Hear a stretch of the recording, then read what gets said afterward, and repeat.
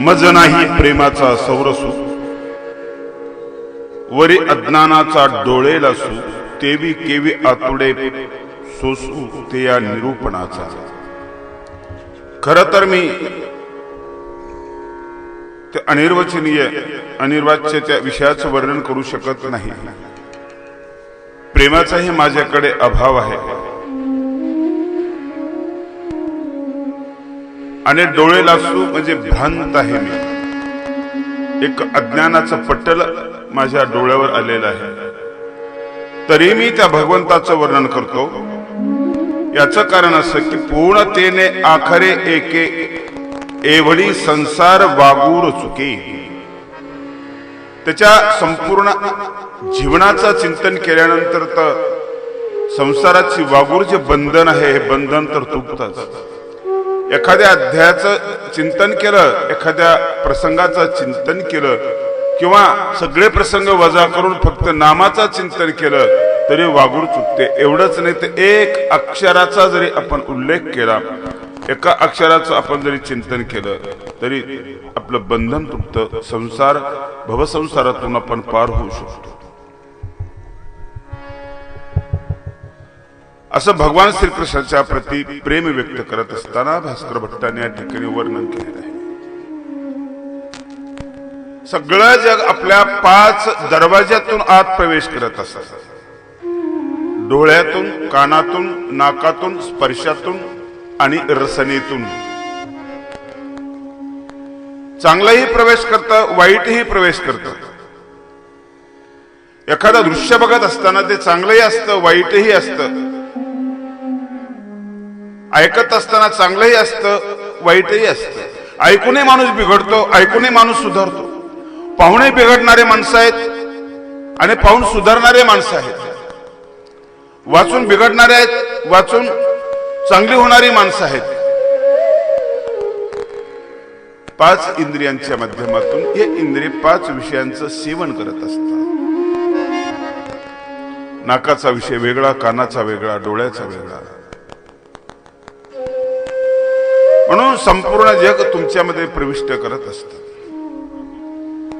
मग एखादा विषय जर चांगला जर असेल तर त्याचं चिंतन करत असताना त्याचा संचार नकळत तुमच्या अंतःकरणामध्ये होतो.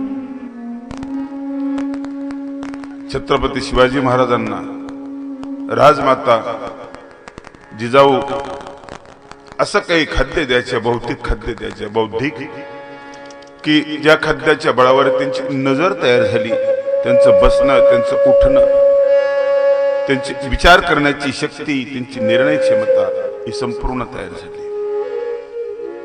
मनुष्य घडवत असताना तो कशा पद्धतीने घडवायचा याचा एक आदर्श नमुना आपल्या महाराष्ट्रामध्ये छत्रपती शिवाजी महाराज आपल्या डोळ्यासमोर दिसतात.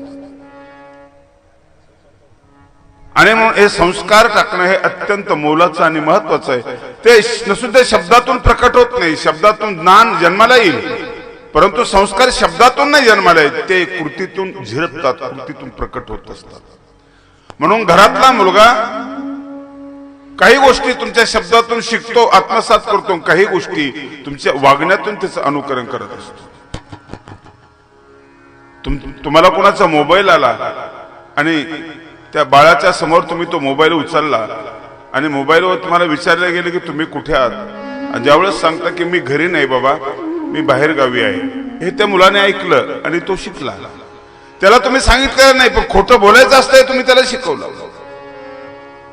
सिगारेट ओढत असताना तुम्ही प्रवचन नाही दिलं त्याच्यासमोर प्रवचन, पण ओढत असताना तुमच्या कृतीतून तो अनुकरण करायला लागला. तुम्ही जे जे करता, आणि म्हणून मोठ्यांवर जास्त बंधन असतात. यद्ददा चरते श्रेष्ठ सत्तदेवी तरोजन सयत प्रमाणम कृते लोकस्तदनुवर्तते. मोठा काय करतो त्याच्यावर मागचे सगळे अवलंबून असतात. एरवी आपण अनुकरण करणारी माणसं आहोत, आपण सतत नाटकात काम करणारी माणसं आहोत. अनुकरण आणि अनुसरण याच्यामध्ये फार मोठा बदल आहे. अनुसरणारा विचाराचं अधिष्ठान आहे आणि अनुकरणारा फक्त तुम्ही बघता, लोक काय करतात म्हणून तुम्ही करताय. कशासाठी करावं लागतं याचा विचार तुमच्या डोक्यामध्ये नाही, ते करतात म्हणून मी करतोय. परंपरेनं आलेला आहे म्हणून मी करतो. असंच माझ्या एका कार्यक्रमामध्ये माझं प्रवचन चालू असताना लोकांनी प्रचंड टाळ्या वाजवल्या. मला कळलंच नाही टाळ्या कशामुळे वाजवल्या. मी तर काही तसं बोललो नाही. असं काही चटकदार वाक्य वगैरे असं काही नाही. टाळ्या कशा वाजवल्या निरखून बघितल्यानंतर माझ्या लक्षात आलं की एका कोपऱ्यात तंबाखू मळणाऱ्या माणसाने तिला फटकण्यासाठी असं केलं. सगळ्या लोकांनी टाळ्या वाजवल्या. ही सगळी माणसं अनुकरण करणारी आहे, अनुसरण नाही. दोन शब्दातला फार मोठा खूप मोठा बदल आहे. अनुसरणाला विचाराचं अधिष्ठान आहे, विचाराची एक बैठक आहे. म्हणून मुलं तुमच्या बोलण्यातून कमी शिकतात, तुमच्या वागण्यातून जास्त शिकतात. आणि वागण्यातून जे शिकतात ना ते इतकं प्रिंट होतं, इतकं पक्क होतं, इतकं कोरीव होतं की त्याला ते सोडू शकत नाही. अमीट झालेले हे संस्कार असतात.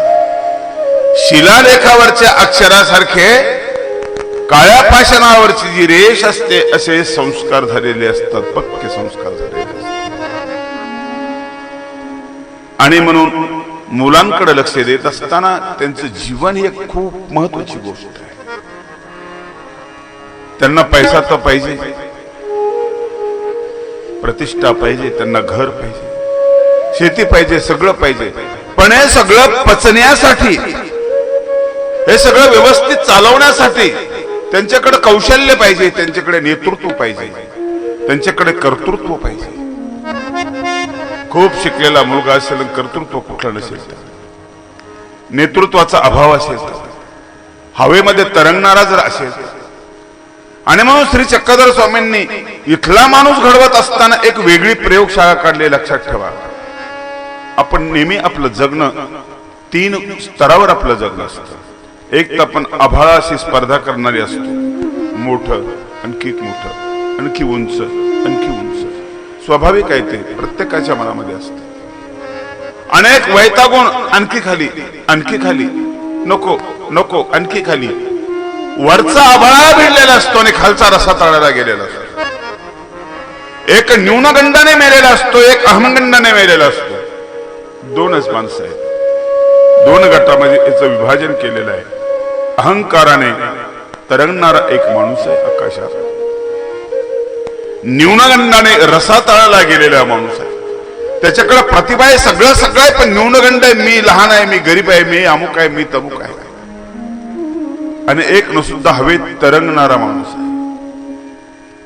कृष्णाने ह्या दोघांनाही भूमीवर आणण्याचा प्रयत्न केला.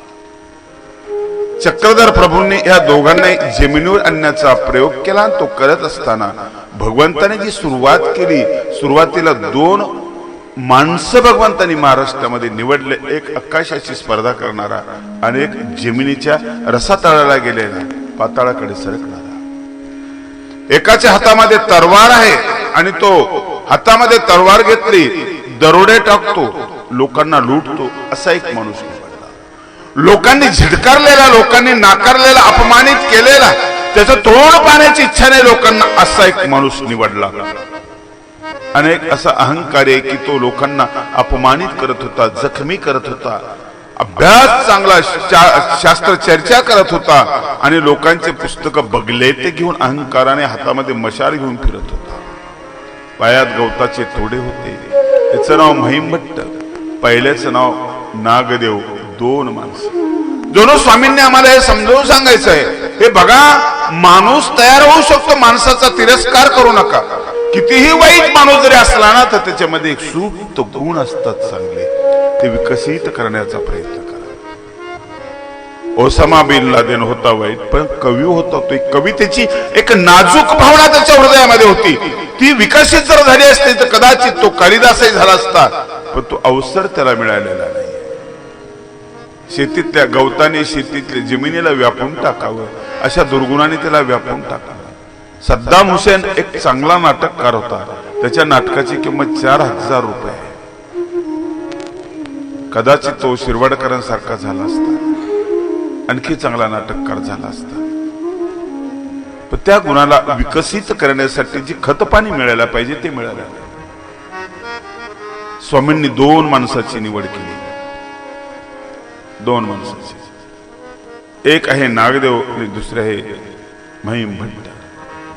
एक मूर्तिमंत अहंकार आहे आणि एक पूर्ण खचलेला आहे, तिरस्कार भरला लोकांच्या संदर्भामध्ये तिच्या डोक्यामध्ये तो सारखा फिरतोय. घाबरतात लोक. इथं सोडा, आई घाबरते. दोन माणसांची निवड केली आणि एक दोन भेटीमध्ये दोघांनाही स्वामींनी जमिनीवर आणण्याचा प्रयत्न केला. यांच्यातला पहिले माणूस जागा केला. खूप माणसं आहेत, गर्दीत माणसाच्या माणूस शोधितो मी. माणसं खूप आहेत पण माणूस सापडत नाही, दिसत नाही. माणसं मोडलेले आहेत, माणसं तोडलेले आहेत. माणसं तोडायचं काम करणारी माणसं आहेत, मोडायचं काम करणारी माणसं आहेत. माणूस जोडायचं काम करणारी माणसंच कमी आहे. पशुत्वाचे गुण विकसित करून माणसाने आज जगाला परेशान केलेलं आहे. याने डोंगर नीट ठेवले नाही, नद्या नीट ठेवले नाही. ज्या नदीचं पवित्र पाणी आपण प्यायचो तीर्थ म्हणून, तिच्या थेंबाला आपण स्पर्श करू शकत नाही. ना दूध चांगलं भेटत, बाहेर पडताना पाणी घरून घ्यावं लागतं आणि बाहेर पडावं लागतं. तेल चांगलं नाही, कुठल्याच वस्तू चांगलं नाही. विषयामध्ये भेसळ. विष तरी चांगलं कुठं मिळतं? काहीच चांगलं नाही. हे माणसाचं काम नाही, माणसातलं पशुचं काम आहे. आणि आजचा माणूस तर एकदम बधीर झाल्यासारखा माणूस आहे, संवेदनाहीन झालेला माणूस आहे. वाईट घटना घडल्यानंतर त्याच्या संवेदना जागृत व्हायला पाहिजे, तसं होत नाही. होतच राहतं, हे त्यांनी गृहीत धरलेलं आहे. आचार्य नागदेव एक वेळ स्वामींचं प्रवचन चालू असतं आणि ह्या प्रवचनामध्ये सगळे तन्मय झालेले असतात. अंतःकरण चंद्रमय झालं. स्वामींचं प्रवचन सुरू आहे. आणखी स्वामींचं स्नान झालेलं नाही आणि अशा वेळेला बाईसा येते. तगमग सुरू असते तिची. तिला प्रवचनापेक्षा स्वामींची जास्त काळजी आहे. तिथं नंतर ऐकता येईल आपल्याला. स्वामींनी आंघोळ केलेली नाही. 2-3 चक्र मारते, शेवटी राहत नाही. तिला नागदेवाला म्हणते, अरे उठ ना, आंघोळ करायची, स्वामींना स्नान करायचंय, पाण्याचा पत्ता नाही, जा पाणी आण. प्रवचन थांबलं. नागदेवाने हातामध्ये घागर घेतली, निघाला. डोक्यात पूर्ण कचरा होता, चीड आलेली होती. बाई अशीच आहे, तामास आहे, काही कळत नाही याला, विचित्र स्वभावाची. कुठं काय बोलावं कळत नाही. किती चांगलं प्रवचन चालू होतं. डोक्यात पूर्ण कचरा. रस्त्यानं चालत होते. नदीवर गेले, पाणी भरायचं.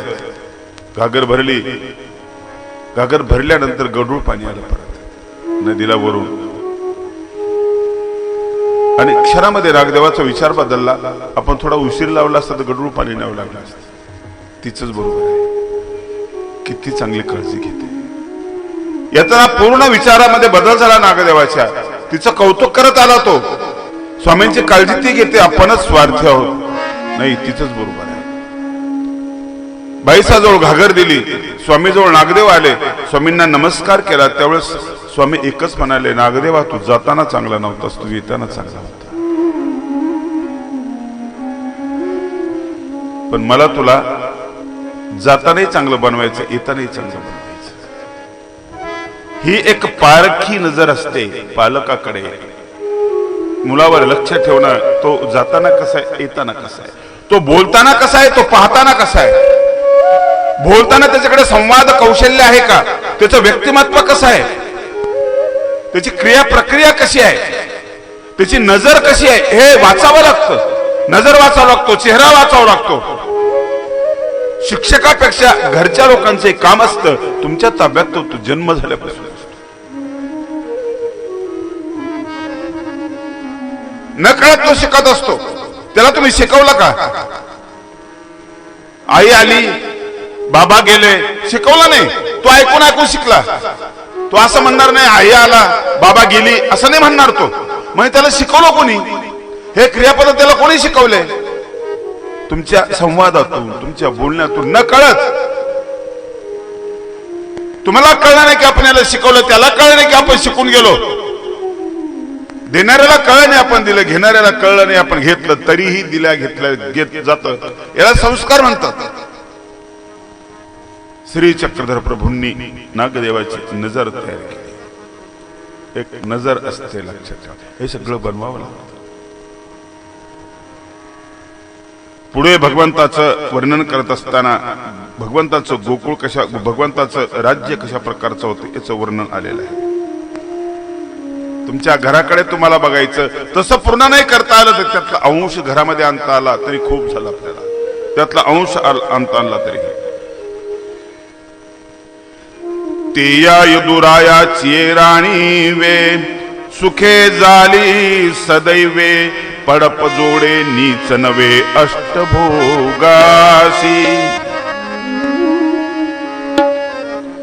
तै मुक्तीशी सौभाग्य आले ब्रह्मविद्ये दैव बुदैले चांग मगन वाढविले शांतीचे पै. वेगवेगळ्या प्रकारचं वातावरणामध्ये आपण जगत असतो. वातावरण खराब झालं की त्याचा परिणाम आपल्यावर होत असतो आणि वातावरण चांगलं असलं की सद्गुणांचे एक विकास होतो आणि मग वेगळा आनंद येतो. मुक्तीला सौभाग्य आलं म्हणाले. मुक्ती मोकळेपणा, मुक्ती म्हणजे बंध मुक्त अवस्था. श्रीकृष्णाच्या राज्यामध्ये असं कुठलं बंधन नाहीये. प्रत्येक माणूस स्वतंत्र आणि मुक्त जीवन जगणार आहे. ज्याचं कुठल्याही प्रकारचं बंधन नाही असं हे आनंदी जीवन आहे. भगवान कृष्णाच्या ह्या राज्यामध्ये ब्रह्मविद्येला तिचं दैव उदयाला आलेलं आहे. कुठेतरी ती झाकलेली होती, कुठेतरी असुरांच्या कचाट्यामध्ये सापडली होती. संस्कारहीन झालेले माणसं ब्रह्मविद्येचा तिरस्कार करत होते, दुर्लक्ष करत होते आणि आता तिचं दैव उदयाला आलं. चांग मगन वाढविले शांतीचे पे. आणि शांतीचं जे आहे, शांतीचे मोठेपण जे आहे हे मोठेपण वाढवलं, तिला बलवान करण्याचा प्रयत्न केला. आज आपण बघतोय की आपल्याकडे सगळं पण शांती आपली कमजोर आहे. कमजोर आहे शांती. कुठल्याही माणसाचा हात पहा तुम्ही, ज्योतिषी नसेल पण म्हणा मी ज्योतिषी आहे आणि त्याला सांगा की तू टेन्शन मध्ये आहे, त्याला ते नक्कीच पटणार. कारण प्रत्येक माणूस टेन्शन मध्ये. सगळं तर तुम्हाला पाहिजे पण शांती नसेल. आणि असा कुठला देश आहे की त्याला शांती नको? सगळ्या देशांना शांतीची गरज आहे. सगळ्या धर्माला शांतीची गरज आहे, सगळ्या पंथाला शांतीची गरज आहे. धर्म आणि पंथ यातला भेद लक्षात ठेवा. पंथ म्हणजे एक रस्ता धर्माने घालून दिलेला.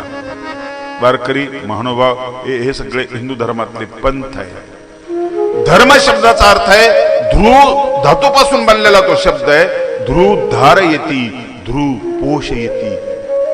तुमचं पोषण करणारी विचारधारा म्हणजे धर्म. तुमची शोषण करणारी विचारधारा म्हणजे अधर्म. तुम्हाला पोषक असलेला आहार धर्म, तुमची प्रकृती बिघडवणारा आहार अधर्म. हा धार्मिक आहार आहे, हा अधार्मिक आहार आहे. तुमचा आचार, तुमचा विचार, तुमचा उच्चार, पसायदान आपण ज्यावेळेस म्हणतो तो धर्म आहे. पण पसायनं म्हणताना तुम्ही कसाय जर झाले तर तो अधर्म आहे. शिवी देता त्यावेळेस तो अधर्म आहे आणि प्रार्थना करता त्यावेळेस तो धर्म आहे. इतकं सोपं आहे. पाठ पोषण करणारी विचारधारा एकाच पंथाची असेल असे नाही, अनेक पंथाची आहे. म्हणून चांगुलपणाचा मागता एकाच संप्रदायाने घेतला असा नाहीये, सगळ्याच संप्रदायाने घेतलेला आहे. कदाचित कुठल्याच संप्रदायाचा नसलेल्या माणसाकडे सुद्धा तो आहे. चौकटीत बघण्याची दृष्टी जी आहे ना ही बंद करून टाका. थोडस विकसित करा स्वतःला, असं विस्तारित करा. जग खूप मोठं आहे, आपण आपल्या मापाने विचार नाही करायचा. देव मानणारा माणूसही धार्मिक आहे, देव न मानणारा माणूसही धार्मिक आहे. गाडगे बाबा तर देव मानत नव्हते. पंढरपूरला जायचे यात्रेला, पण कधी मंदिरात गेले नाही, फक्त झाडायला जायचे. एक दिवशी मंदिराच्या समोर गेले, विठ्ठलाच्या समोर उभं राहिल्यानंतर त्यांनी एक प्रश्न विचारला, नमस्कार नाही केला. का रे बा, किती वर्षापासून उभा राहिला असतो, कमरेवर हात ठेवून, जरा झाडू लागायला मदत करणार, चल ना माझ्यासोबत ये. काय ताकद आहे या वाक्यामध्ये. एका पारड्यामध्ये अभंग टाकावेत आणि एका पारड्यामध्ये हे वाक्य टाकावं, असा प्रश्न तर कधी केलाच नाही कुणीच नाही प्रश्न केला. झाडणं म्हणजे स्वच्छ करणं, झाडणं म्हणजे सुंदर करणं, आणि सुंदर हे परमेश्वर नाही का?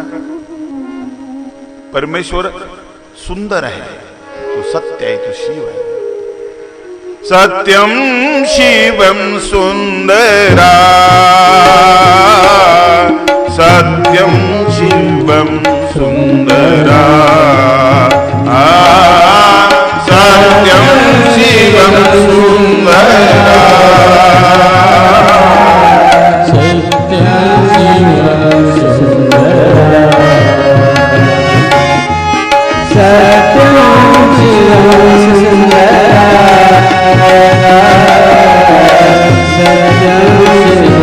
सुंदरा,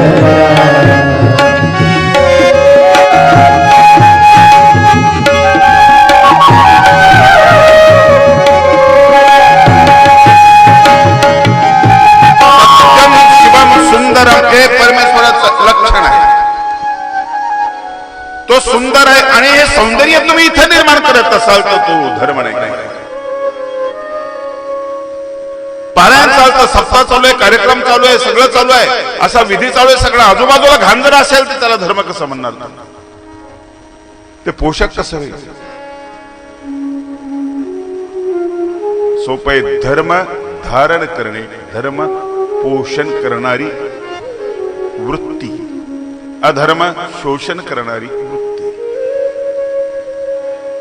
आणि म्हणून हा भाव धर्मात नसलेल्या माणसामध्ये जर असेल तर तो धर्म आहे. धर्म विशिष्ट प्रदेशाशी निगडीत नाही, विशिष्ट गटाशी निगडीत नाही, ती एक भावना आहे.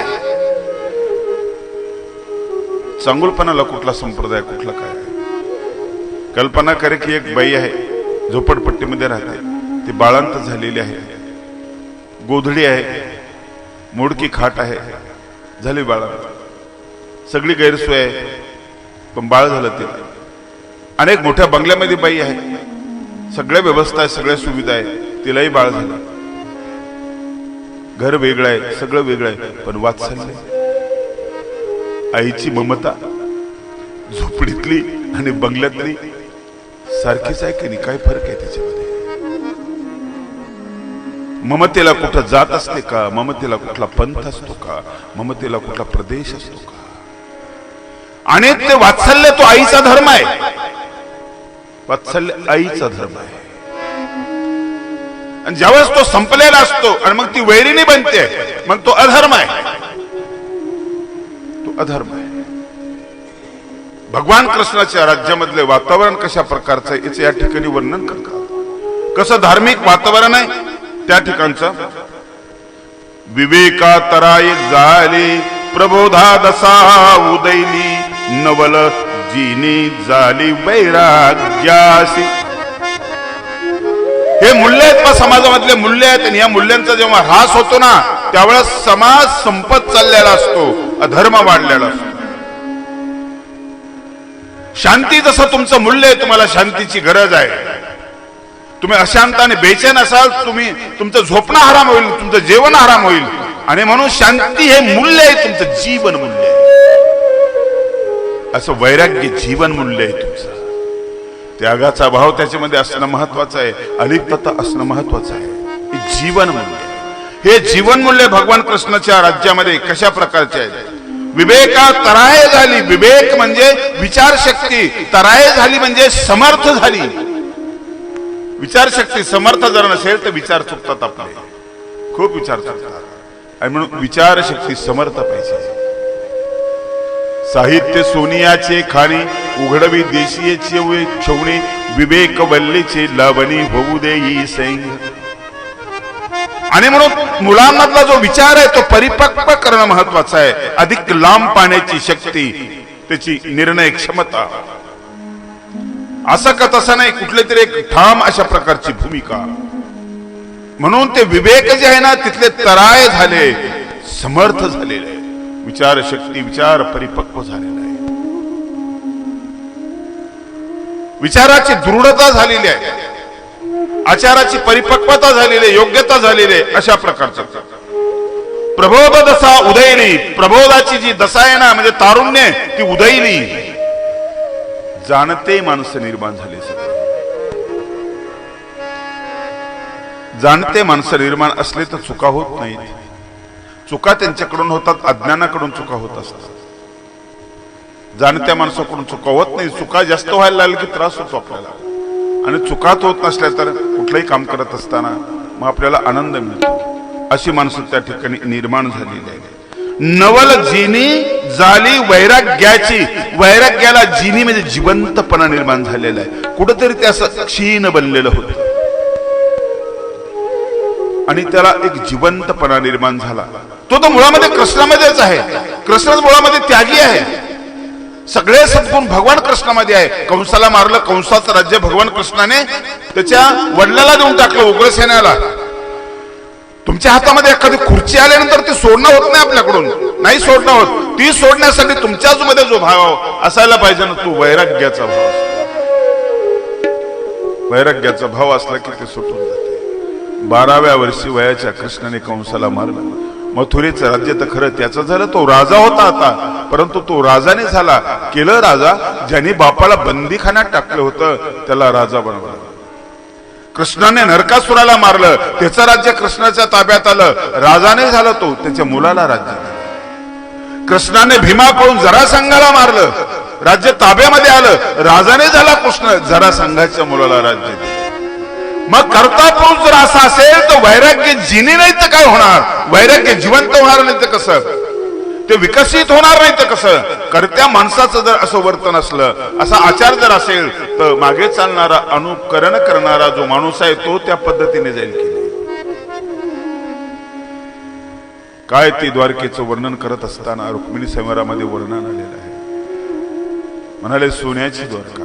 सुदेव जेवढाच द्वारकेकडे येत असतो, द्वारकेकडे आल्यानंतर तो द्वारकेची ते सोन्याचे कळस बघतो, तिथले उद्याना बघतो, तिथले बगीचे तो बघत असतो, तिथले माणसं बघतो, त्यांची वेशभूषा, त्यांचं बोलणं, त्यांचं संवाद कौशल्य हे सगळं बघतो. पुणे खूप चांगलं वाटतं असं तुम्ही म्हणता, काश्मीर चांगलं वाटतं असं तुम्ही म्हणता. तिथली संस्कृती चांगली आहे, तिथली प्रकृती चांगली आहे, तिथला व्यवहार चांगला आहे आणि म्हणून आपण त्याला चांगलं म्हणतो. अशीच ती द्वारका त्या काळामध्ये. आणि म्हणून तो रस्त्याने येत असताना असा विचार करतो की ही द्वारका कशी आहे, किती लख प्रकाश पडला या द्वारकेचा, किती लख प्रकाश पडला. द्वारकेचं तेज कसं आहे, आभाळातली वीज सुद्धा कडकड नाही हुडते, तिच्या दातावर दात आपटतात, घाबरलेली ती, तिला एक कंप झालेला आहे. कशामुळे? द्वारकेचं वैभव बघितल्यानंतर. कशी आहे द्वारका? अथांग असलेला समुद्र. त्याने ज्यावेळेस द्वारका बघितले त्यावेळेस तोही मागे सरला. देवाचे दादुले पणाचा उबारा, न साहेच सप्तसागरा, भेन ओसरोनी राजभारा दिदली द्वारावती. अशा तऱ्हेचे ते वैभव संपन्न असलेलं भगवान कृष्णाचं राज्य. तपासी बीक चढले अध्यात्म चांग पदाशी आले, भांडवल जोडले उपनिषदांशी. वेदाला ऊर्जित अवस्था प्राप्त झाली. खूप वर्णने काय काय बदल झालेला आहे. धार्मिकता वाढलेली आहे, व्यवहार चांगला झालेला आहे, बोलण्यामध्ये फरक पडलेला आहे. हा सगळा बदल भगवान कृष्णाच्या राज्यामध्ये झालेला आहे. हे आपल्या घरात थोडंसं आलं पाहिजे. आपल्या घरात त्या गोष्टीची गरज आहे. वस्तू तर आपल्या घरामध्ये खूप याची आपल्याला गरज आहे आणि यासाठी जो विवेक आहे तो विवेक महत्वाचा आहे. तुकोबांनी सुद्धा अभंगात म्हटलंय, क्षणोक्षणी हाची करावा विचार, क्षणोक्षणी हाची करावा विचार, क्षणोक्षणी हाची करावा विचार, क्षणोक्षणी हाची करावा विचार. तरावया पार भव सिंधू, तरावया पार भव सिंधू, तरावया पार भव सिंधू, तरावया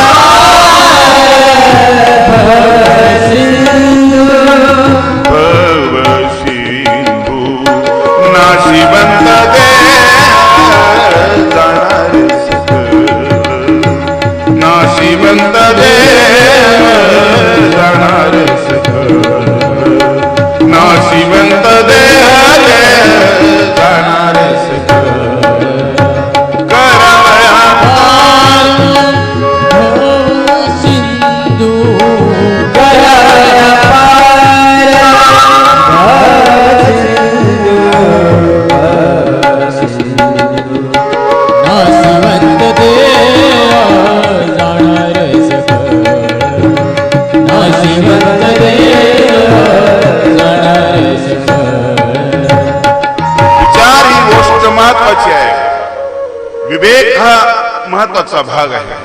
म्हणून तर ज्ञानाचं चिंतन, ज्ञानाचा अभ्यास.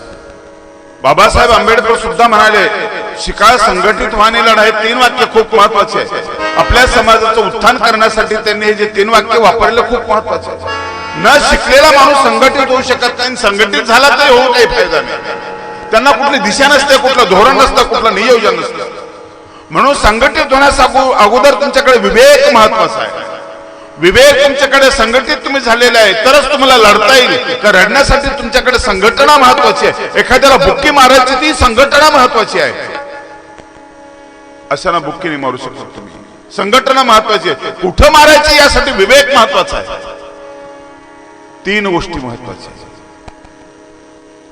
आम्हाला विवेक दिलेला आहे. आम्हाला वेद उपनिषदाने विवेक दिलेला आहे. त्या सर्व ग्रंथांनी वेदा पहाळी झाली, विज्ञाने भली थोरावली. वेदा पहाळी झाली, आता प्रसिद्धी झालेले वेदाला. भगवान कृष्णाच्या या राज्यामध्ये तो सुंदर अशा प्रकारचं वातावरण आहे. सगळीकडे आनंदी आनंद आहे. आणि म्हणून त्या ओळीमध्ये एका ओळीत ते सांगतात, ऐसे राणीव भले करू जाणे तो वनमाळी, जिया सर्व सुखाची दिवाळी झाली चराचरास. ही नभाळी, हे नवम नवम तनु मधुरम तथापि, तो वनमाळीच करू जाणतो आणि या चराचराला त्यांनी सर्व सुखाची दिवाळी केली.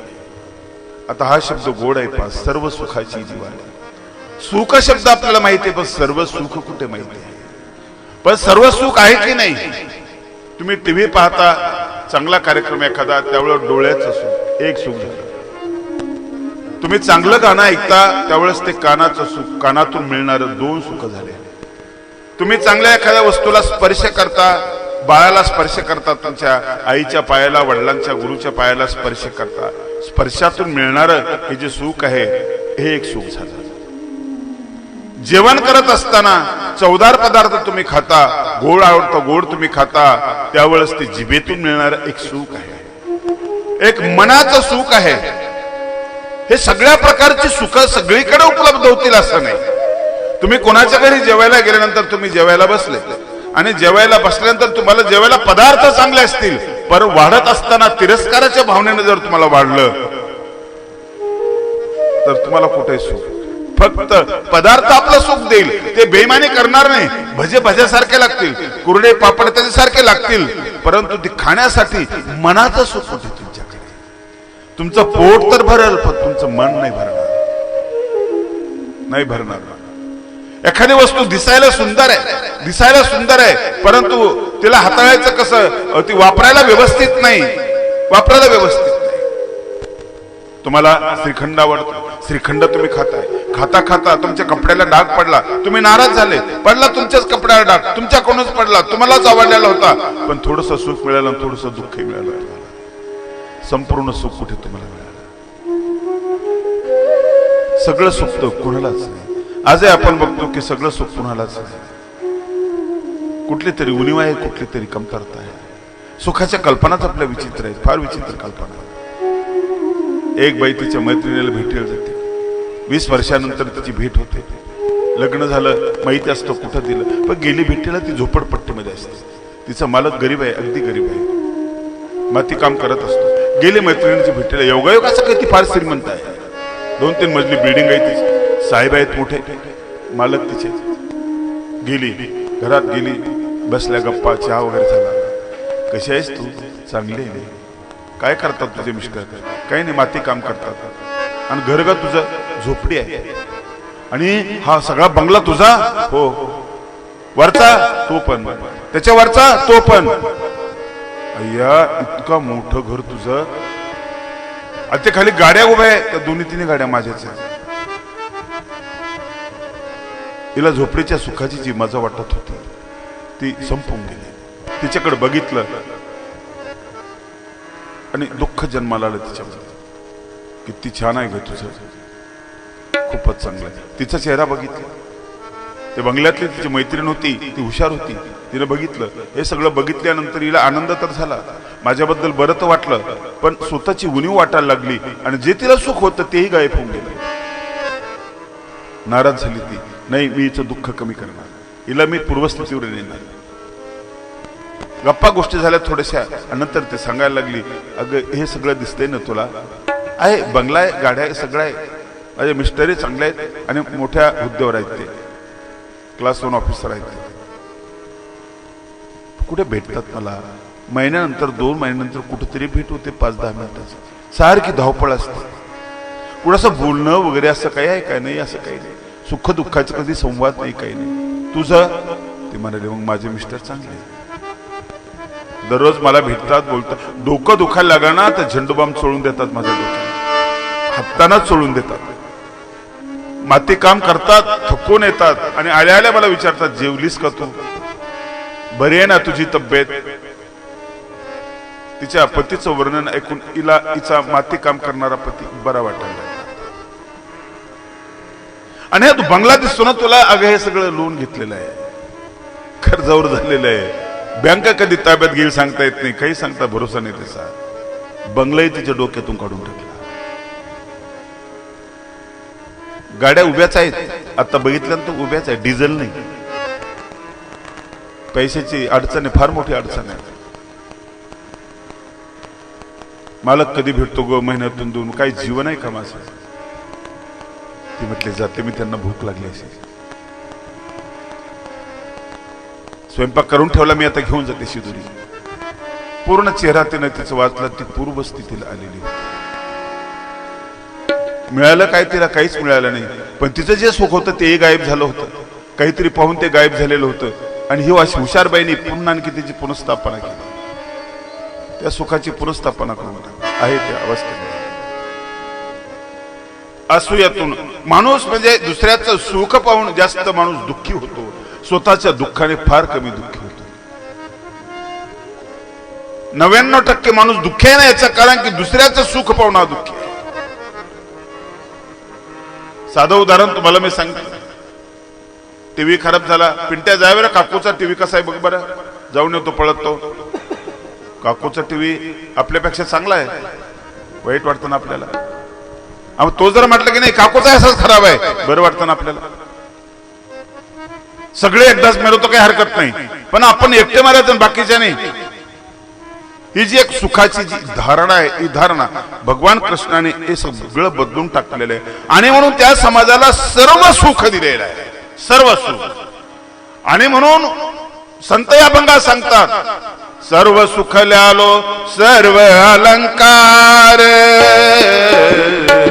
सर्व सुखल्यालो सर्व अलंकार, सर्व सुखल्यालो सर्व अलंकार, आनंदे निर्भर डुलत असो. काहीच नाही त्यांच्याकडे, कुठलंच काही नाही, पण म्हणतात सर्व सुख ल्यालो. एक सुख नाही, सर्व सुख आम्ही घेतलेले आहे, सर्व अलंकार आनंद निर्भर डुलत असो. आम्ही आनंदामध्ये डुलतो, मस्त आहोत, आम्ही मजेमध्ये आहोत. आणि तो आनंद त्यांच्या चेहऱ्यावर प्रकट झाल्याचं आपल्याला दिसत. म्हणून तर मी तुम्हाला सांगितलं की चेहरे आपण आपल्या घरामध्ये कोणते लावतो? विवेकानंदाचा गांधीजीचा लावतो, गाडगेबाबांचा लावतो, तुकडोजीचा लावतो, तुकोबांचा लावतो, ज्ञानेश्वरांचा लावतो. कारण हे देखणे ते पाहण्यासारखे आहेत, नाही आणखी ते जगतायत, ते विचार आपल्याला मिळतायत त्यांच्याकडून. एक तेजस्विता, निस्वार्थता त्यांच्या चेहऱ्यावर आहे, हे आपल्या लक्षात. हा एक महत्वाचा भाग आहे. चेहरा स्वतःच बनवलेली ही माणसं, स्वतःच्या चेहऱ्याने बनवलेला आहे. श्रीरामाचा चेहरा बनवलेला आहे, त्यांनी बनवला चेहरा. उदास अवस्थेत तर चांगलाच आहे, वाईट अवस्थेत ते चांगलाच आहे, चांगल्या अवस्थेत ते चांगलाच तसाच आहे. कुठलाच बदल नाही. आपल्याला हेलकावे भेटतात, सतत आपला चेहरा सारखा बदलत राहतो. आणि म्हणून सगळ्या दृष्टिकोनातून सुख त्या राज्यामध्ये निर्माण झालेलं आहे. सगळ्या दृष्टीने सुख निर्माण झालं. आणि ह्या सुखाला एक दृष्ट लागावी अशा प्रकारची घटना घडून गेलेली द्वारके त्या राज्यामध्ये. भगवान कृष्णाच्या लहान लहान मुलं आहेत आणि ह्या मुलांनी काय केलं? यादवांची हे मुलं, यादवांची सेना, तिला नारायणी सेना म्हणायची. ही नारायणी सेना आपल्या बाजून आली पाहिजे असं दुर्योधनाला सुद्धा वाटत होतं. आणि दुर्योधन भगवान श्रीकृष्णाला निमंत्रण देण्यासाठी गेला, युद्धासाठी. अर्जुनही गेला, अर्जुन अगोदर गेलेला होता. भगवंत झोपलेले होते आणि अर्जुन गेला आणि पायथ्याला बसला. नंतर दुर्योधन गेला आणि तो डोक्या उशाजवळ बसला, डोक्याच्या बाजूने बसला. नम्रता पायथ्याला बसत असते, हा संस्काराचा भाग आहे. अहंकार डोक्यावर बसत असतो, हा कुसंस्काराचा भाग आहे. भगवंत उठले आणि उठल्यानंतर प्रथम अर्जुनाकडे बघितलं. अरे कधी आलास तू? तो म्हटलं मी आत्ता आला. युवराज पण आले मागे आहेत त्यांच्या. मागे वळून बघितलं, ओ हो युवराज दुर्योधन, हो मी पण आलो. दोघं त्याच मागणीसाठी आले होते, युद्धासाठी मदत पाहिजे. भगवंताने त्यातून तोडगा काढला की तुम्ही माझ्या अगोदर आल्या, याच्या अगोदर आले असले तरी पहिल्यांदा माझी नजर जी गेलेली आहे ती अर्जुनावर गेलेली आहे. भगवंताची जी कृपा आहे ना ती नम्रतेवर पहिल्यांदा पडत असते, अहंकारावर नाही. अर्जुना बघ, मी दोन ठिकाणी विभागला जाईल. एका बाजूने माझं सैन्य असेल, दुसऱ्या बाजूने मी असेल.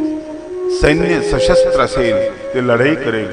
मी लढाई करणार नाही, मी हातामध्ये शस्त्र धरणार नाही. फक्त गोष्टी सांगेन मी, युक्तीच्या काही गोष्टी सांगेन.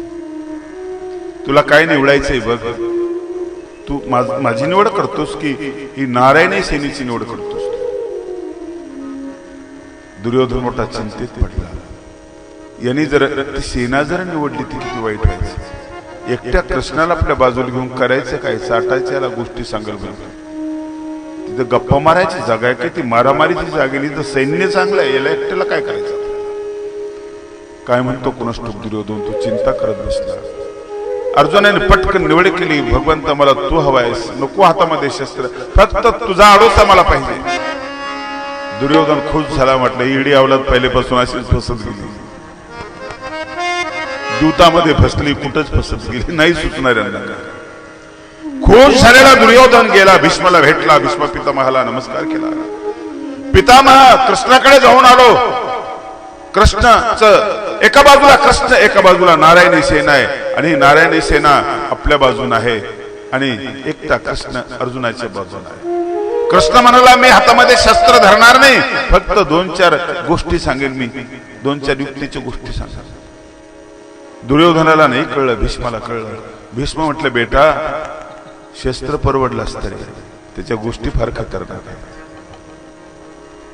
त्याच्या गोष्टीला खूप धार आहे, शस्त्रापेक्षाही धारदार त्या गोष्टी. अशी ही नारायण सेना, असं हे यादवांचं हा परिवार सगळा. आणि यादवांचा हा परिवार आणि या परिवारातली जी मुलं आहेत ना, तरुण मुलं, आत्ताच कुठं तरुण दशेमध्ये प्रवेश केलेली ही मुलं जंगलामध्ये जातात. ऋषी लोक तपश्चर्या करायला बसलेले आहेत. तिथं जातात, त्यांना चेष्टा करण्याची लहर येते. एकाला स्त्रीचा वेश देतात. सांबाला स्त्रीचा वेश दिल्यानंतर त्याच्या पोटाला काठवत बांधतात, लाकडी काठवत, वरून साडी नेसलेली असते. ती गरोदर स्त्री, गरोदर मुलगी आहे असं नाटक करतात आणि काही मुलं सोबत जातात. बसलेल्या ऋषींना ते विचारतात, आम्ही भविष्य पाहण्यासाठी आलो, ह्या मुलीला काय होणार आहे? चेष्टा करत असताना कुणाची करावी, मर्यादा कशी सांभाळावी हे त्या मुलांना कळलेलं नाही. आणि मग त्या मुलांनी त्यावेळेस त्या ऋषीला विचारलं. ऋषीच्या सहज लक्षात आलं की माझी चेष्टा करतायत, माझ्या ज्ञानाची, माझ्या सामर्थ्याची, माझं बल हे अजमावतायत. माझ्या सामर्थ्याची चेष्टा म्हणजे सामर्थ्याची चेष्टा कुणाला सहन होत नाही. सामर्थ्याला डिवचलेलं कुणाला नाही सहन, नाही सहन. माणूस मरणपत करतो पण सामर्थ्याला कमी होऊ देत नाही, सामर्थ्याला अपमानित होऊ देत नाही.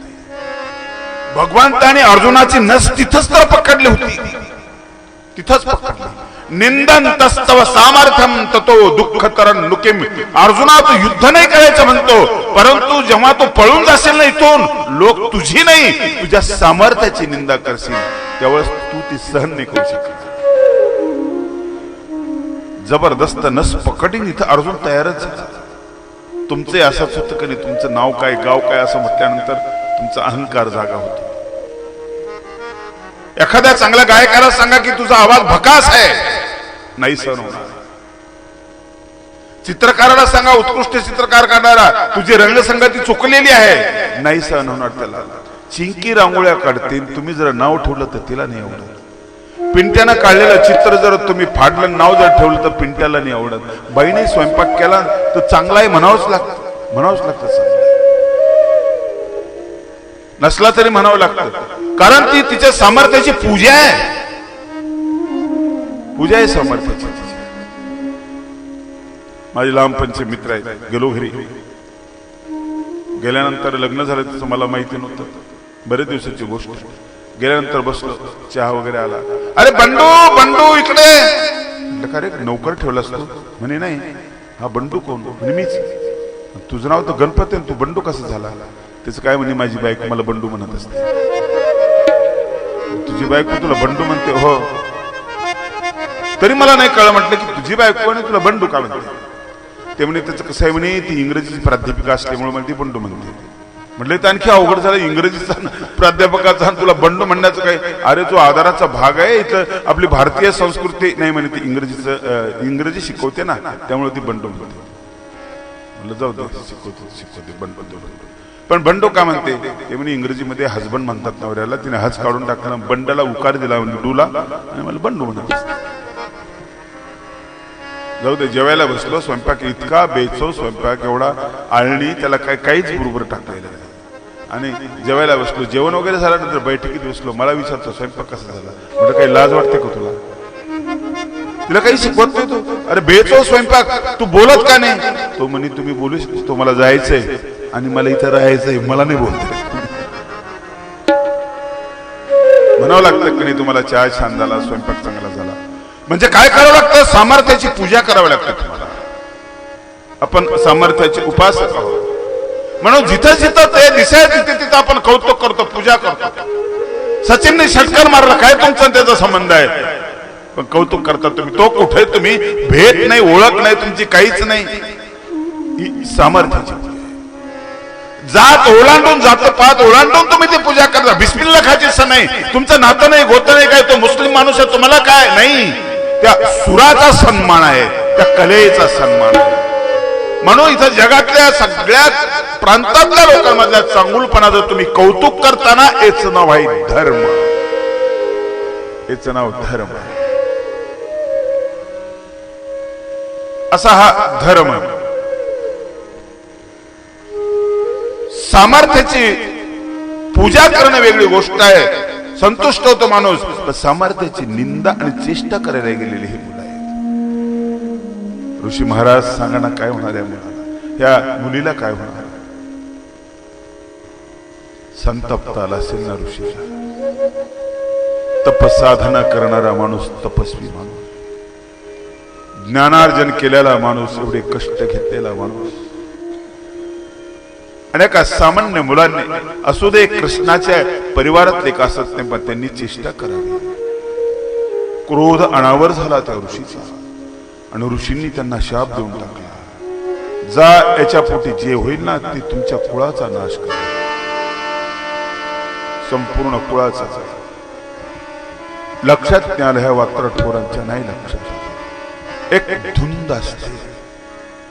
लक्षात ठेवा, अपघाताचे 4 ठिकाण आहेत. अपघाताचे मनुष्य जीवनाचा अपघात. यौवनम, धनसंपत्ती, प्रभुत्वम, अविवेकता, एकैकमप्यनर्थाय किमु यत्र चतुष्टयम. 4 ठिकाण आहेत. एक आहे तुमचं तारुण्य, यौवन, तुमचं तारुण्य. काही कारण नसताना तुमचा अपघात, तुमची बदनामी, तुमचा जीवनाचा विनाश याच्यामध्ये लपलेला आहे. नाही सांभाळलं तर, विवेक नसेल तर. तरुणपणामुळे खूप जीवनात अपघात होता. दुसरं एक कारण धनसंपत्ती, प्रचंड पैसा तुमच्याकडे, तुम्ही म्हाताऱ्यात करून नाही तरी तुमच्याकडून चूक होऊ शकते. पैशाचा एक मद आहे धनाचा, तुम्ही चूक करू शकता. तिसरं कारण आहे तुमचं प्रभुत्व. पैसा नाही तुमच्याकडे, तुम्ही तरुण नाही, काहीच नाही तुमच्याकडे, तुम्ही झोपडीमध्ये असता, परंतु तुमचा प्रभाव आहे. समाज तुमचं ऐकतो, तुमच्या पाठीमागे समाज आहे. काही नसताना अण्णा हजारेंच्या पाठीमागे समाज आहे, असा तुमच्या पाठीमागे समाज आहे, प्रभाव. पण जर चूक जर झाली तर अपघात घडू शकतो. चौथं कारण आहे अविवेक, अविचार. या 4 पैकी एक कुठलंही कारण जर असलं तर अपघात निश्चित आहे. 4 गोष्टीपासून आपल्या लेकरांना सांभाळणं महत्वाचं आहे आणि हे सांभाळण्यासाठी त्यांना विवेक देणं महत्वाचं आहे. विवेक जर असेल तर सगळं सांभाळलं जातं. पैसा खर्च करण्याचा विवेक, त्याचा परिणाम दूरगामी काय परिणाम होतील हा सगळा विवेक. रोडवर प्रवास करत असताना जे काही मोटरसायकल अशा पळतात इतक्या जोरात असे काही कट मारतात, काही गरजच नाही. सरळ साधं जाता येतं, थोडस लेट होता येईल असे का पळते मोटरसायकल? हे तारुण्य आहे आणि विवेक कमी आहे. मोटरसायकलचं एक छोटस उदाहरण दिलं, सगळ्याच क्षेत्रामध्ये अशी गोष्ट आहे. मुलांकडून चूक तर झाली, तरुणपणा आणि अविवेकामुळे चूक झाली. शाप दिला, काही नाही वाटलं त्यांना. नारदाची भेट झाली आणि नारदाला सगळं सांगितलं. नारद म्हटलं, अरे बाप किती वाईट झालं, फार वाईट. संपूर्ण कुणाचा विनाश. अरे तुम्ही सामर्थ्यासोबत खेळले, तुम्ही सामर्थ्याला डिवचलं, तुम्ही संपणार, सगळे संपणार. भगवंताला ते समजलं आणि समजल्यानंतर भगवंताने ते मान्य केले. भगवंताने त्या गोष्टीचा स्वीकार केला. ऋषी लोकांचा सन्मान ठेवण्याच्या दृष्टिकोनातून, ज्या देवतेचे ते उपासक आहेत त्या देवतेची किंमत ठेवण्याच्या दृष्टिकोनातून भगवंताने ते मान्य केलं आणि स्वीकार केला. शेवटचे दिवस, शेवटची अवस्था, केवढं मोठं कर्तृत्व भगवंताचं, कृष्णाचं. कसा आनंद निर्माण केलेला होता, सगळीकडे आनंदी आनंद होता, सगळे सुखी होते, मस्त मजेत होते. छोटीशी घटना घडली लहान मुलाकडून, त्या मुलांकडून ती घटना घडली. ऋषींनी शाप दिला, वातावरण पूर्ण वातावरण बदलून गेलं. कुठे तो युद्धभूमीमध्ये उभा राहणारा कृष्ण, भगवद्गीतेचं निरूपण करणारा कृष्ण, आपल्या सुंदर बासरीने एक नाद ब्रह्म निर्माण करणारा कृष्ण, त्याच्या बोलण्यातून, त्याच्या फुंकर मधून, त्याच्या पाहण्यातून सगळीकडून आनंदाचा वर्षाव करणारा. आणि ज्यावेळेस ही घटना झाली, भगवंत उदासले. सगळ्यांना बोलवलं, सभा घेतल्याने सांगितलं की सगळे प्रभास क्षेत्राकडे जायचं. प्रभास क्षेत्राकडे त्या पापाचं प्रायश्चित्त करायला पाहिजे. आपण घटना वाईट घडली, त्या ऋषींची चेष्टा केली, याचं प्रायश्चित्त करायला पाहिजे. चला, सगळ्यांना प्रभास क्षेत्राकडे नेण्याचं भगवंतांनी सांगितलं. तिची काठवत आहे, ती नारदाने सांगितल्याप्रमाणे ती उघळून टाकली. काही ठेवू नका रे मुलांना, उघडून टाका. ती ज्या पाण्यामध्ये उघळली त्या पाण्यामध्ये लव्हाळी उगली आणि त्या लव्हाळीचे शस्त्र झाले. यादवांचे हे सगळे तरुण भ्रमिष्ठ झाले, विनाशकाले विपरीत बुद्धी, मद्यपान करायला लागले आणि आपसामध्ये लढाया सुरू झाल्या त्यांच्या. बळीराम त्यांना सोडवायला जातात, त्यावेळेस बळीरामावरती मारण्यासाठी धावले. कसं आहे जीवन बळीरामाचं, तुम्ही मालिकेमध्ये बघितलंय, रामायण याच्यामध्ये, महाभारतामध्ये बघितलेलं आहे, भागवतामध्ये बघितलेला आहे. तो प्रसंग बळीरामाच्या जीवनामध्ये शेवटी आलेला आहे. भगवंत उदास झाले, देवहार चौकीत जाऊन उद्धवाला सोबत घेतलं आणि उद्धवाच्या सोबत चर्चा करतायत आणि उद्धवाला हे सगळं गमक, हे सगळं रहस्य कळलेलं आहे. असं का करतोस रे देवा, भगवंत असं का करतोस? तर 4 तोंडाचा कोण एक देव आला आणि तुझ्या कानात काहीतरी ते सांगून गेला. हो, ब्रह्मदेवाला. आणि माझ्या कानात सांगितलं, माझ्या कानात सांगितलं, हे भगवंत, तुझी आयुष्य मर्यादा या ठिकाणची संपली, तुझा अवतार कार्य या ठिकाणचा संपलेला आहे, आता तुला चालायचंय. कुठला तरी निमित्त पाहिजे, ते एक निमित्त झालेलं आहे, कुठलं तरी एक निमित्त पाहिजे. मी 7 दिवसाचा अवधी मागितलेला आहे आणि या 7 दिवसाच्या अवधीमध्ये मला हे सगळं आटोपायला पाहिजे, मला जायला पाहिजे. माझं कार्य मी पूर्ण केलं, मी ब्रह्मविद्या दिलेलं आहे, मी ज्ञान दिलेलं आहे आणि विस्कटलेली समाजाची घडी मी पुनर्स्थापित केलेली आहे, मला जायला पाहिजे. दुःख एकच वाटतं की मी गेल्यानंतर त्या विरहाच्या अग्नीमध्ये तू कसा राहशील, तू सहन करशील का तो विरह अग्नी? तो माझा वियोग तू सहन करशील का? ज्ञानी माणूस सहन करेल, परंतु प्रेमातला माणूस नाही सहन करणार. तू कसा सहन करशील तो विरह, तो वियोग तू कसा सहन करशील? श्रीरामाचा ज्यावेळेस सीतेशी वियोग झाला त्यावेळेस ते सहन करू शकले नाही, तेही रडत होते, झाडाला कोटाळत होते, झाडाला झोपायला विचारत होते, सांगा रे कोणी सांगा सीता कुठे गेलेली आहे, माझी जानकी कुठे आहे. वियोग कसा सहन कसा सहन कसे होतो. प्रतीक्षा परीक्षा अवघड आहे. प्रतीक्षेचा विरह वेळ जाता जात नाही आपल्याला, आपण वाट पाहत राहतो, प्रिय व्यक्तीची वाट पाहत राहतो. लैला मजनूची कथा मी वाचली, आता ती एक काल्पनिक कथा आहे, अर्थात ते रूपक आहे. भक्त आणि परमेश्वर यांचं नातं समजावून सांगण्यासाठी ते रूपक आहे, ती घडलेली कथा नाही. मध्य प्रदेशमध्ये ते बनवलेलं ते एक रूपक आहे. त्यातला एक प्रसंग असा आहे की लोक सगळे म्हणतात, अरे याला समजावून सांगा कोणीतरी, हा पागल सारखा लैलाच्या मागे पळतो. समजावून सांगतात, एखाद्या संताला सांगतात तुम्ही सांगा, ते समजावून सांगतात, ऐकत नाही. मोठ्या माणसाला सांगतात समजावून, तो ऐकत नाही. मग सगळ्यांनी विनंती केली म्हणतात परमेश्वराला की परमेश्वरा तू तरी याला समजावून सांग. लग्न का झाले नाही का, प्रेमविवाह का झाले नाही का, इतकं बावळं असतं का, कुठेही लय लय लय लय लय लय. मग असं कथा अशी गमतीची ती दंतकथाच आहे.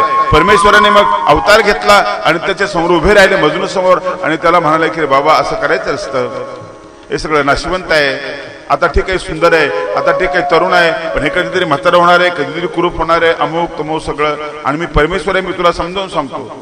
तो म्हणतो तू परमेश्वर आहे म्हणे, हो मी परमेश्वर आहे. खरंच परमेश्वर आहे म्हणे, हो खरंच परमेश्वर आहे.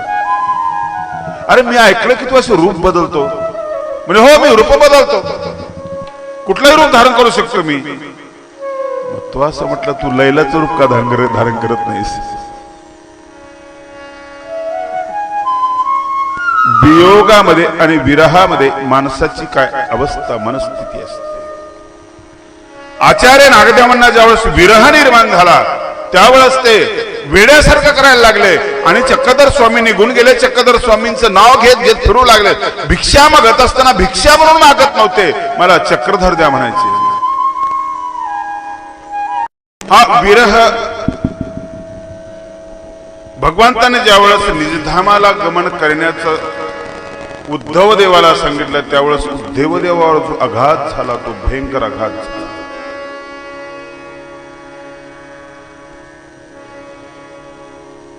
भगवंताच्या व्यतिरिक्त भक्त राहू शकत नाही, पाण्याच्या व्यतिरिक्त मासुळी राहू शकत नाही.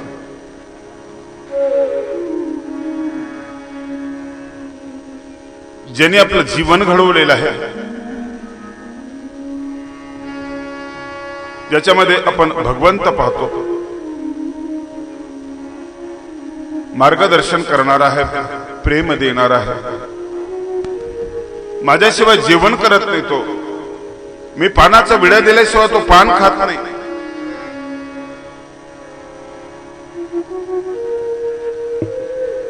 माझ्या श्वासोश्वासावर त्याचं नाव आहे, तो निघून गेल्यानंतर मी कसं जगायचं.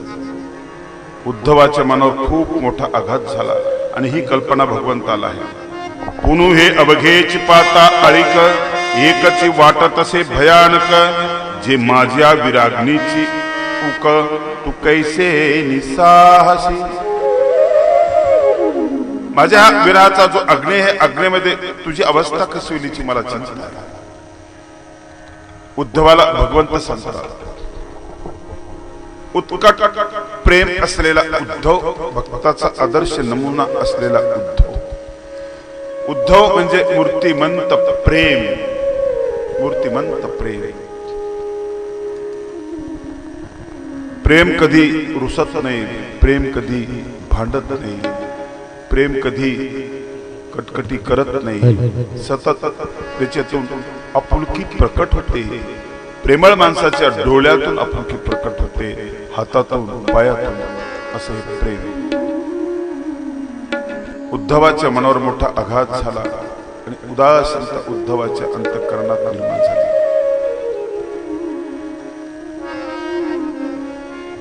आणि मग उद्धवाने भगवंताला ते सांगायला सुरुवात केली की तू गेल्यानंतर काय होणार आहे माहिती आहे तुला, यशोदेची काय अवस्था होणार आहे माहिती आहे तुला.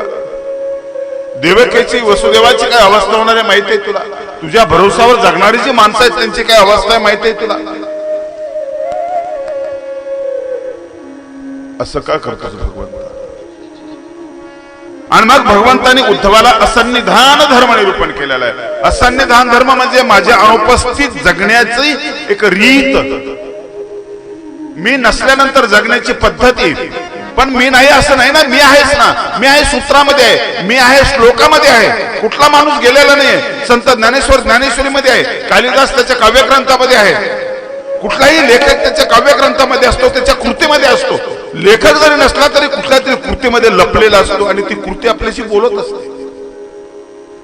रायगडाच्या पाषाणातून शब्द अजून येते, आम्ही सुंदर झालो असतो बदले छत्रपती. हे दगड बोलतात त्या माणसाला, दगड बोलतात माणसाला, त्या आठवणी बोलतात. शिवाजी महाराजांची तलवार इंग्लंडमध्ये आणखी भारतामध्ये आणायची आपल्याला कशासाठी आणायची? लोखंडने आपल्या दिशामध्ये. तशी तलवार बनव नाही, त्यापेक्षा चांगली बनवता येईल, पण ती नाही बनवता येईल. बाहेरचे अलंकार स्त्रीच्या अंगावर आहेत आणि ज्यावेळेस पतिराज म्हणतात की आपल्याला अमुक अमुक घ्यायचे, फ्लॅट घ्यायचे, हे करते, विकावं लागते, आपल्याला विकून टाकू, ते तयार होत नाही. ती स्वार्थी नसते, मतलबी नसते, ती तयार होत नाही. पण पतीवर प्रेम असतं पण तयार होत नाही. याचं कारण असं की ती अलंकारामध्ये ती आपल्या आईला पाहते, अलंकारामध्ये आपल्या वडिलांना पाहते, आपल्या भावाला, आपल्या बहिणीला, आपल्या घराला, आपलं माहेर पूर्ण तिला अलंकारामध्ये दिसत असतं. ती म्हणते दुसरे तर आणून द्याल तुम्ही, अगं दुसरे आणून देतो तुला, यापेक्षा जास्त. हे किती आहे? 5 तोळ्याचे, 10 तोळ्याचे जी. अहो ते 10 तोळ्याचे असतील पण त्यात माहेर नसेल ना माझं. ते अलंकार बोलत असतात.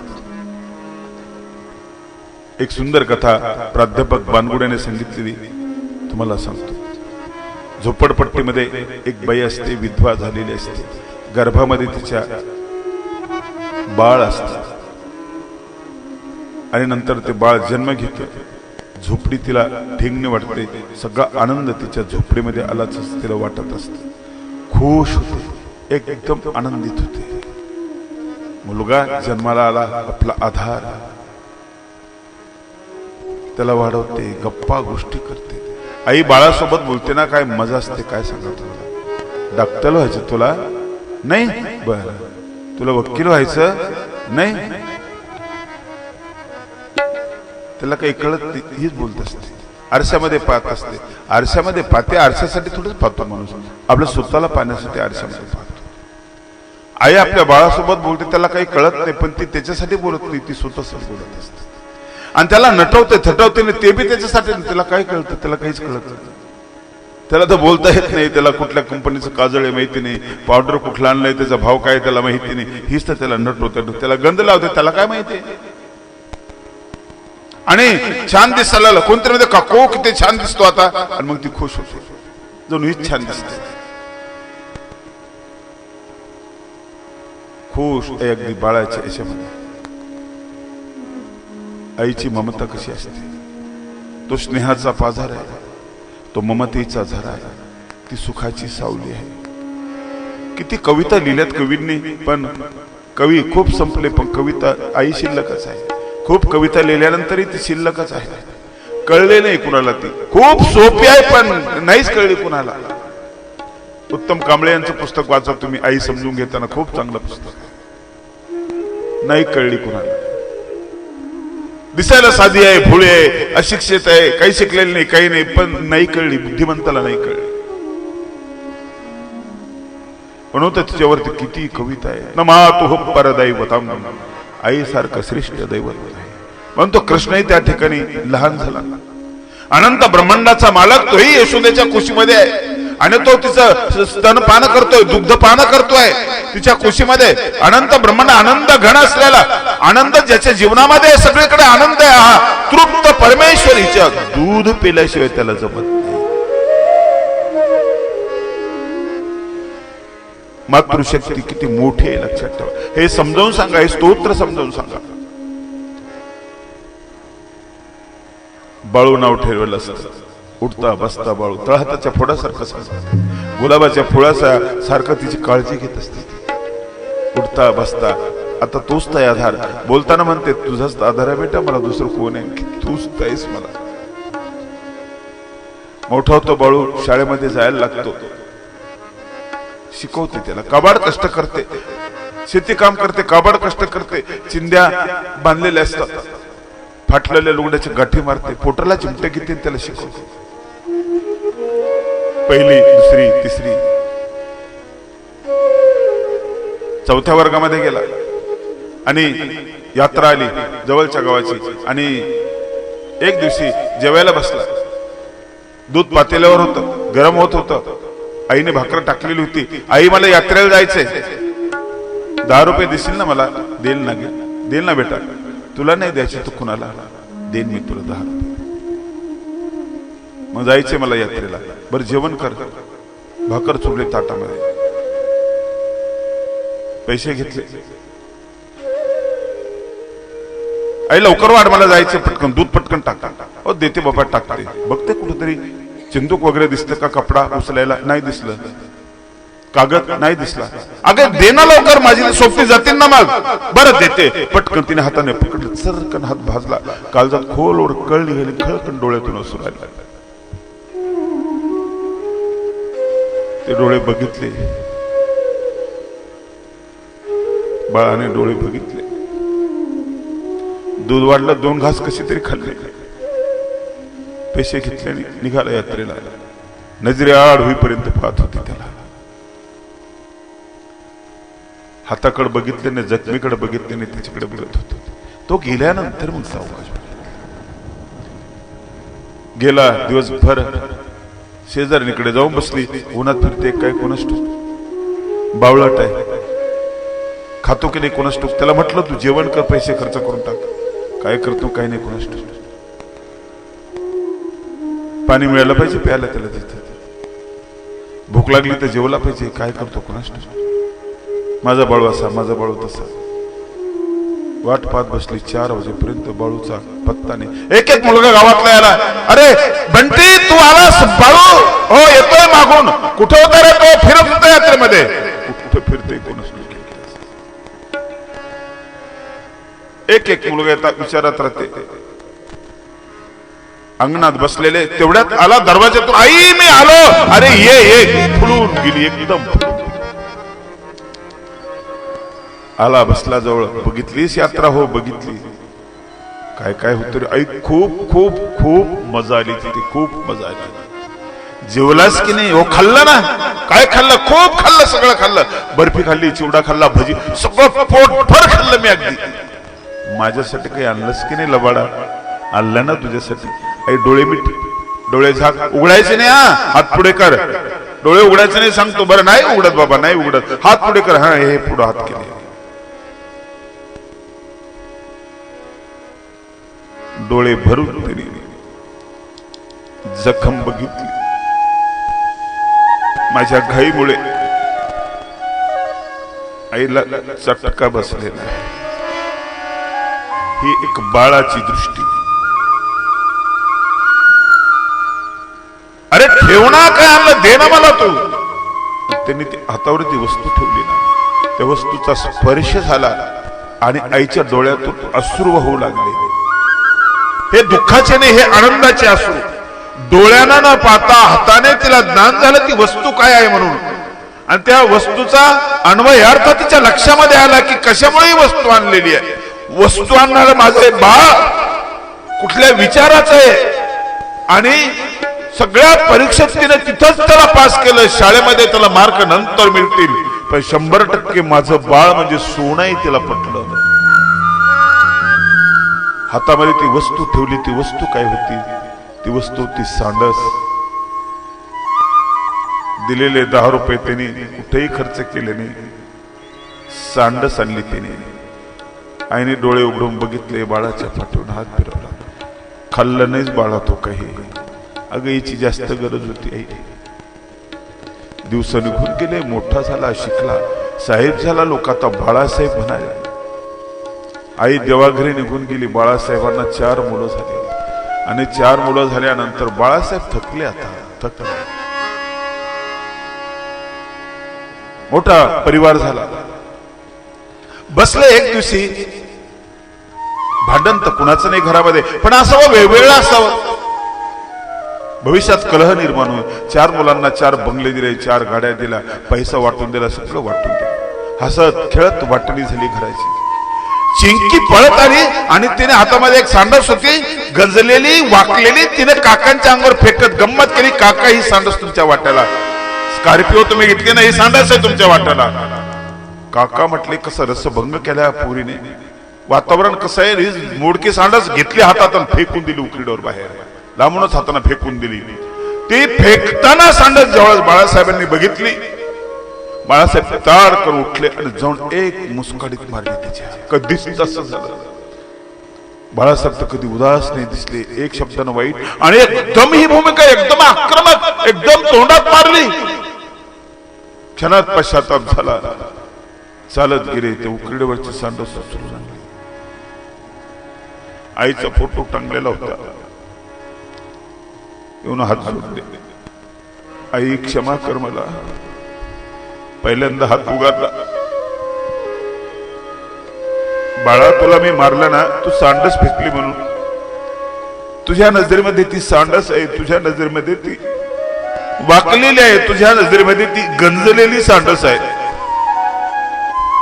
पण तू सांडस फेकली त्यावेळेस मला माझी आई फेकल्यासारखं वाटलं. मला त्या सांडस मध्ये झोपडी दिसते, ती चूल दिसते, ते पातेलं दिसत, उतरलेलं दूध दिसत, आणि आईने पकडली तो प्रसंग मला दिसतो. आईच्या डोळ्यातून आलेले अश्रू मला दिसतात.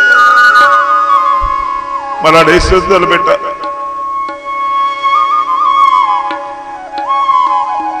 काय ती सांडस वाकलेली होती तिथं, तिला तर कुठला आकार आहे नव्हता.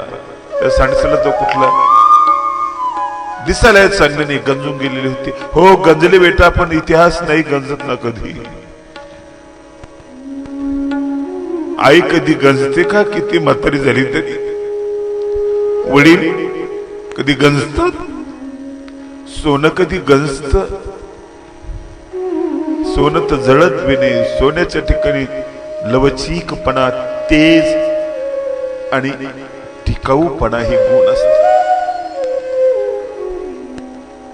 आई अशी तर आहे, स्वामी तिन्ही जगाचा आई विना भिकारी. आत्ता कुठं एक विषय निघाला, सांडस फेकली म्हणून कळलं. त्या सांडसीची कल्पना नव्हती. पूर्ण इतिहास बाळासाहेबांनी रडत सांगितलं. आणि मग प्रत्येक जण म्हणायला लागला की मला गाडी नाही दिली तरी चालेल, मला ही सांडस पाहिजे. सचिनच्या बॅटची किंमत का बरं? गांधीजीच्या चष्म्याची किंमत का? ऐतिहासिक वस्तू लोक का मागतात? एक त्याला एक स्पर्श झालेला असतो, त्या स्पर्शाची ती किंमत आहे.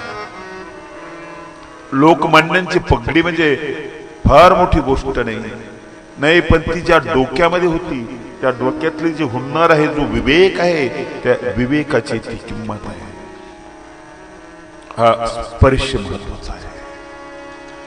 आणि माझा सगळा आधार असलेला कृष्ण जेव्हा निघून जातोय, माझ्या जीवनाचा क्षण क्षण त्याने घडवला, माझ्या शरीराचा कण कण त्याने जीव लावलेला आहे त्याला. हा कृष्ण भगवंत निघून जातोय. उद्धवाला विरह भरला, तो वियोग सहन करू शकत नाही. प्रिय व्यक्तीचा वियोग तुम्हीही सहन करू शकत नाही. 4 दिवस गावाला प्रिय व्यक्ती गेली की कधीही तुम्ही आठवण करता, सारखे मोबाईल करत राहता, सारखे फोन करत राहता. जमलंच तर चिडता, आपुलकीने चिडता आणि बोलवण्याचा प्रयत्न करता. आणि उद्धवाचं जीवन घडवणार, भक्ताचं जीवन असणारा तो परमात्मा, तो कृष्ण. उद्धवामध्ये अर्जुनामध्ये हा तर एक मोठा बदल आहे. म्हणून मी पहिल्या दिवशी सांगितलं, रडले दोघंही. अर्जुनही रडला. गीतेच्या सुरुवातीला अर्जुन रडला. पहिला अध्याय म्हणजे रडणंच आहे, विषाद आहे, विषाद. आणि हाही रडला. दोघांच्या रडण्यामध्ये अंत प्रेरणेमध्ये बदल आहे. रडण्यासारखं पण अंत प्रेरणेत बदल आहे. खूप खूप बदल आहे. अर्जुन स्वतःसाठी रडतोय, तो मतलबी आहे. त्याचे माणसं मरतात म्हणून तो रडतोय. इथं ते नाहीये कारण. इथं तू चाललास भगवंता, मला तू हवास म्हणून भगवंत नाही म्हणून तो रडतोय. भगवंत नसणार, पण भगवंताने त्याला सांगितलं मी तुला असंविधान धर्म सांगतो. मी नसल्यानंतर कसं जगायचंय सांगतो, आणि मी नसल म्हणजे काय, मी असेलच ना. मी असेल, मी त्या लीळेमध्ये असेल, मी त्या प्रसंगामध्ये असेल. जसं त्या सांडशीमध्ये पूर्ण कुटुंबाचा तो इतिहास आहे, असा मी वचन रूप परमेश्वर, मी श्लोकामध्ये असेल, मी वचनामध्ये असेल, मी प्रत्येक ठिकाणी असेल. म्हणून ज्ञानेश्वर ज्ञानेश्वरी ते तुकोबा गाथ्यामध्ये आहेत, संत रामदास दासबोधामध्ये आहेत, कालिदास त्याच्या काव्यामध्ये, प्रत्येक माणूस त्या त्या ग्रंथामध्ये असतो. तो वेगळं काही नसतो, तोच पूर्ण असतो. आणि ते मार्गदर्शन करत आहे. मी तुला जगण्याची शैली शिकवतो, कसं जगायचं मी तुला शिकवतो. जगणं म्हणजे का श्वास घेणं नाही, तो तर लोहाराचा भाताही घेतो. जगणं म्हणजे काय खाणं नाही, ते तर जनावरही खातात. अरे जगणं म्हणजे काय घर बांधणं, खूप मोठा पुरुषार्थ केला, काही वाघ मारला नाही, ते तर पशु पक्षी करतात. तुझ्या अगोदर तर पक्ष्यांनी घर बांधलं. घर होतं तर तुझ्या अगोदर बांधला, तुला कळण्याच्या अगोदर तू उशिरा बांधायला लागलास. माणसा तू उशिरा गायन करायला लागला, अगोदर तर कोकिळेने सूर काढला. आजही तू गाणं कोकिळा म्हणून लता दिदींना म्हणतोस ना, अगोदर कोकिळा नंतर तू. आता तू आकाशात भरारी मारतो, अगोदर पक्ष्यांनी भरारी मारली. समुद्राच्या बुडाशी जातो, अगोदर मासोळ्या गेल्यात. असा नाही ना तू, असा तू नाही. तुझं एवढं जीवन, एवढंच ध्येय नाही तुझं. तुझं ध्येय आहे बंधनातून मुक्त होणे, आणि त्याची जीवनशैली आहे, त्याची आचारसंहिता आहे. असं नाही मुक्त होता येणार, त्याची आचारसंहिता. बंधन बाहेरून आहेत, बंधन आतून आहेत. सगळीकडून बंधनाने माणूस असा बांधलेला आहे. मी बंधनामध्ये आहे, आता मला उठायची इच्छा झाली तर उठू शकत नाही. तुमच्या बंधनात मी आहे. तुम्ही काय म्हणाल? तुम्हाला उठायचा विचार करावा लागतो की आपण ऐकतोय प्रवचन चालू आहे, उठलं तर कोणी काही म्हणाल का? आतून बांधलाय माणूस. सकाळी उठल्याबरोबर चहा पिण्याची इच्छा होते, बंधन आहे आतलं, ते तुम्हाला सरकू देत नाही कुठं. आतून बाहेरून त्रिविध बंधने बांधलेला हा माणूस आहे. याच्यातून मुक्त होण्यासाठी एक रीत आहे, एक पद्धत आहे, आणि ती पद्धत भगवंत अर्जुनाला उद्धवाला सांगताय. कसं जगायचं हे भगवंत त्या उद्धवाला या ठिकाणी सांगताय. जगण्याची पद्धती अत्यंत उत्तम अशा प्रकारची या ठिकाणी सांगताय. विरहाने व्याकुळ झालेला अर्जुन, विरहाने व्याकुळ झालेला उद्धव या ठिकाणी खचून तर गेलेला आहे, पण भगवंताला त्याची काळजी आहे. आणि मग भगवंत सांगतात की मी तुला माझ्यानंतर जगायचं कसं हे मी तुला सांगतो. हे प्रकरण उद्याच्या याच्यामध्ये आपलं येईल. सध्या खूप प्रवास झाला, कालचा रात्रभरचा प्रवास, पुण्याला प्रवचन केलं, तिथून दिवसभराचा प्रवास. खूप थकलो. कालही थोडा वेळ मी कमी दिला तुम्हाला, आजही थोडासा कमी करतो माझ्यासाठी. आणि मग उद्यापासून आपलं ठरल्याप्रमाणे सर्व हा कार्यक्रम. आरती